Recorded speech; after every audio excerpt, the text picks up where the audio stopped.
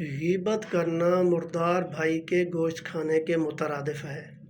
غیبت کی شناعت کا اندازہ اس سے لگایا جا سکتا ہے۔ قرآن کریم نے غیبت سے بچنے کا حکم کرتے ہوئے غیبت کرنے کو اپنے مردار بھائی کا گوشت کھانے کی مثل قرار دیا ہے۔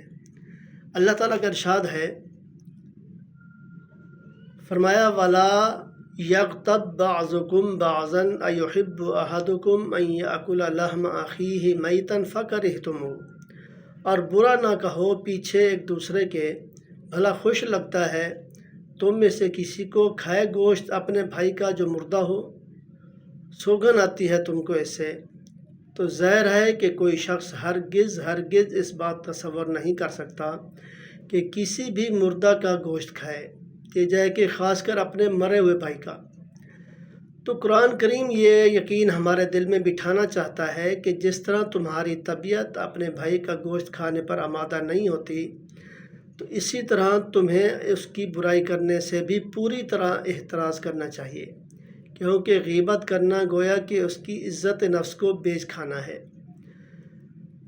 اور اسی طرح مکروہ اور ناپسندیدہ اعمال ہے، جیسا کہ اس کا گوشت کھانا ناپسندیدہ اور کراہت کا باعث ہوتا ہے۔ تو فرمایا گیا کہ غیبت ہے کیا؟ تو جب غیبت پر کسی کو ٹوکا جاتا ہے تو وہ فوراً یہ جواب دیتا ہے کہ کیا ہوا، میں تو حقیقت بیان کر رہا ہوں۔ گویا کہ یہ حقیقت بیان کرنا وہ کہتا ہے کہ جائز ہے، حالانکہ یہ خام خیالی ہے۔ تو حضور علیہ الصلوۃ والسلام کے ارشاد سنیں، یہ حدیث پاک ہے، اس کا ترجمہ یہ ہے، کیا تمہیں معلوم ہے کہ غیبت کیا ہے؟ تو صحابہ کرام نے عرض کیا، یا رسول اللہ صلی اللہ علیہ وسلم، اللہ اور اس کے رسول زیادہ جانتے ہیں۔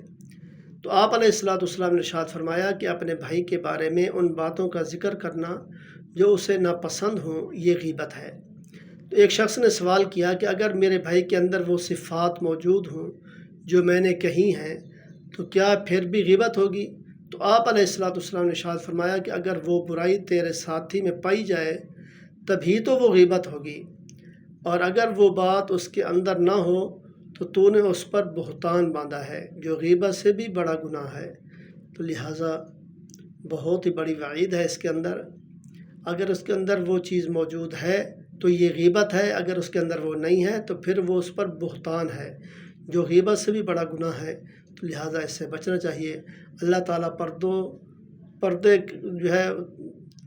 پردے رکھتا ہے، تو انسان کو بھی چاہیے کہ وہ کسی کا اگر اندر کوئی عیب ہے یا کوئی مسئلہ ہے تو اس کو اس کا پردہ رکھے اور اس کو لوگوں میں بیان نہ کرے۔